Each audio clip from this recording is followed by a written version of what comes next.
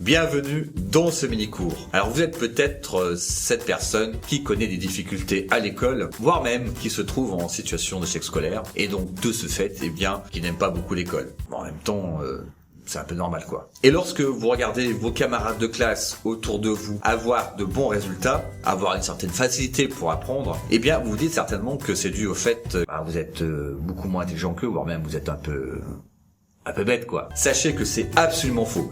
Mais si vous pensez comme cela, c'est que vous ignorez 3 choses importantes. Et c'est ce qu'on va voir dans cette vidéo. C'est parti!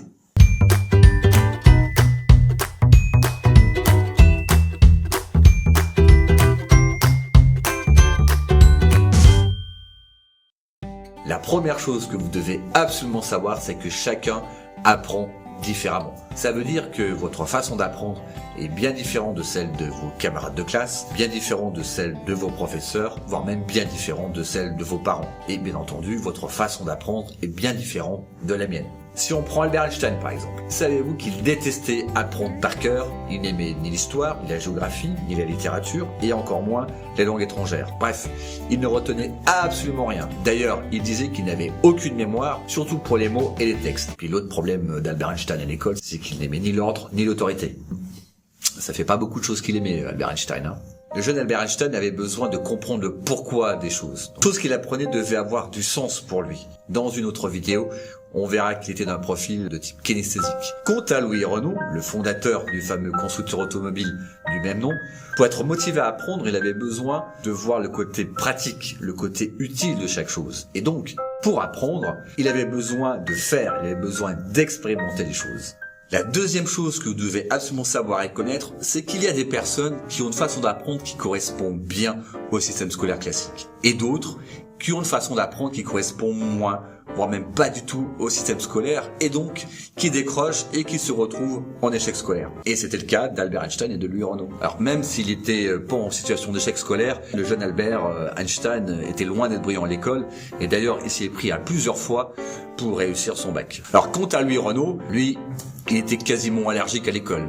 Donc il lui arrivait d'ailleurs souvent de sécher les cours, et il ne voyait aucune utilité à apprendre le français, les mathématiques, la physique ou les langues étrangères. Il n'avait aucune motivation, et cela malgré tous les efforts et toute la bonne volonté de ses professeurs qui n'arrivaient pas à l'aider.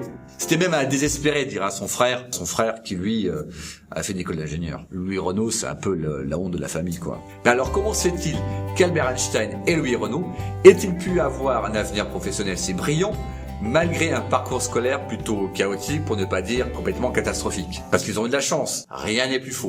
En fait, ce qui est beaucoup moins connu, c'est qu'Albert Einstein et Louis Renault avaient parfaitement conscience de la façon dont ils apprenaient le mieux. C'est ce qui leur a permis d'ailleurs de ne jamais perdre la motivation à apprendre. Mais à apprendre dans un système autre que le système scolaire classique, à apprendre dans un établissement, un lieu, un système qui leur correspondait le mieux. Albert Einstein a été placé dans une école un peu spéciale par ses parents. Et cette école avait une pédagogie basée sur la créativité, sur l'apprentissage par les jeux et sur le raisonnement. Alors cette école s'inspirait des méthodes du grand éducateur suisse Johann Pestalozzi, qui insistait beaucoup sur l'auto-apprentissage par l'observation.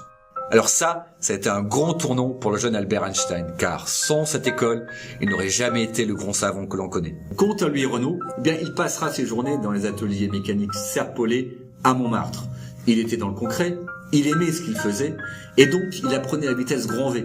D'ailleurs, il dira plus tard que les ateliers Serpollet, c'était un peu son école à lui d'ailleurs. Et il ne comptait pas rester ouvrier, puisque sa première invention, il l'a faite alors qu'il n'avait même pas 22 ans. Et s'en suivront plein d'autres inventions, dont près de 500 brevets déposés, dont les amortisseurs et la boîte de vitesse. Et oui, c'est une invention de Louis Renault. La troisième chose à retenir, c'est que vous devez absolument connaître votre façon d'apprendre. Bref, vous devez connaître votre profil d'apprentissage. Et si ce n'est pas le cas, devant des difficultés, face à l'échec, face à des mauvais résultats, votre cerveau aura tendance à vous dire que vous n'y arrivez pas tout simplement parce que vous êtes moins intelligent que les autres, ou même pire, votre cerveau pourra vous dire que vous êtes complètement idiot. Ce qui est absolument faux bien entendu. Et cela se produit quasiment automatiquement sans que vous en ayez conscience. Alors qu'en fait, votre cerveau devrait plutôt vous dire que cette matière n'est pas enseignée d'une façon à ce que vous puissiez comprendre le mieux.